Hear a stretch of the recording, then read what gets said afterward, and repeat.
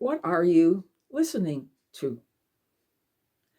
Your life is full of all kinds of noise and distraction all day long. We all are. We're being bombarded by TV, radio, streaming, noise around us, everything. We're being bombarded by distraction. And listening is an art, and listening is a skill. And if we don't have the art of listening, then our life becomes pretty void and empty. So, how do we get to be a good listener? Well, we can only be a good listener if we take time out to listen. So, what you do is you take some time out of your day, every day, as much as you can give, to being alone, to being quiet, to sit someplace where you can just be still and just try to concentrate on what's going on in your mind. And then you throw out all the garbage that's trying to bombard you and take you away from that moment of stillness that you need in order to listen. It's not easy at first because focusing these days is very difficult.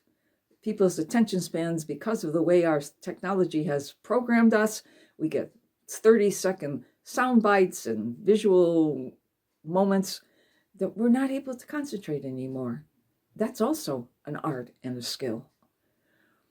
But with time, we will be able to spend more and more time focused on simple things and eventually focus on one thing. And when we are able to focus and get our minds clear, then we can start to put into perspective the things that are most important in our life. The important life we have is our spiritual life. And it's even harder because God is not material. It's even harder to talk to him because we have a hard time dealing with the non-material. But God does speak to us. He speaks to us every day. He calls us into being. That's why we're here.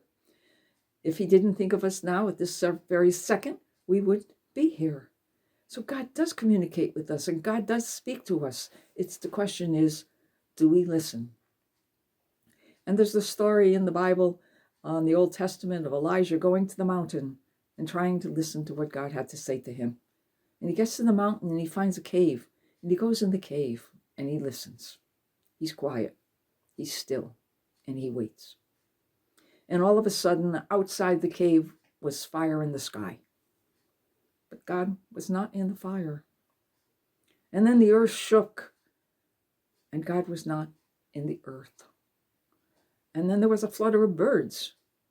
But God was not in the flutter of birds. And then there was a gentle breeze. And that's when Elijah knew that God was there. And he could quiet and he could talk to God. In other words, God doesn't come to us always in chaos. God comes to us in peace. God comes to us when we're still. God comes to us when we can be alone with him. And then we can begin the conversation. Yes, conversation with your God as a personal God, a God who is your Father. Yes, we can speak to God as our Daddy, Abba. We have to let him. In order to do that, we have to have a relationship with him. And we have to let that relationship grow.